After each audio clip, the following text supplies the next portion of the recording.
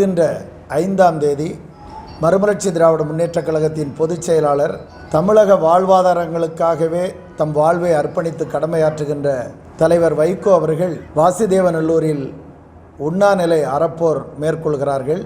காலை 8:30 மணி முதல் 5:30 மணி வரை நடைபெறும் என திட்டமிடப்பட்டுள்ளது. 3 கோரிக்கைகளில் முதல் கோரிக்கை 1773 தமிழர்களால் கட்டப்பட்ட சிவகிரி மலையில் அமைந்துள்ள செண்பகவல்லி அணை உடைப்பை சீரமைத்து 200 ஆண்டுகளாக வந்து கொண்டிருந்த தண்ணீர் சீராக வருவதற்கான முயற்சிகளை தமிழ்நாடு அரசும் கேரள அரசும் மேற்கொள்ள வேண்டும்.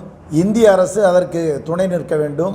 2வது கோரிக்கை உள்ளாறு அணைக்கட்டு திட்டத்தை நிறைவேற்ற வேண்டும். 3வது கோரிக்கை தென்காசி மாவட்டத்தை வேளாண்மையை பாதிக்கின்ற வன விலங்குகளுக்கு அந்த தொல்லையிலிருந்து வேளாண்மையை பாதுகாக்க நிரந்தர தீர்வை எட்டுவதற்கு அரசு முயற்சி மேற்கொள்ள வேண்டும்.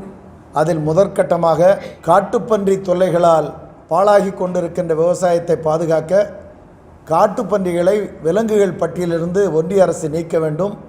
தமிழ்நாடு அரசு அதற்கு அழுத்தம் கொடுக்க வேண்டும். இந்த 3 அதிக முக்கியத்துவம் வாய்ந்த இந்த கோரிக்கைகளுக்காக இந்த உண்ணாநிலை அறப்போரை தலைவர் வைகோ அவர்கள் மேற்கொள்கிறார்.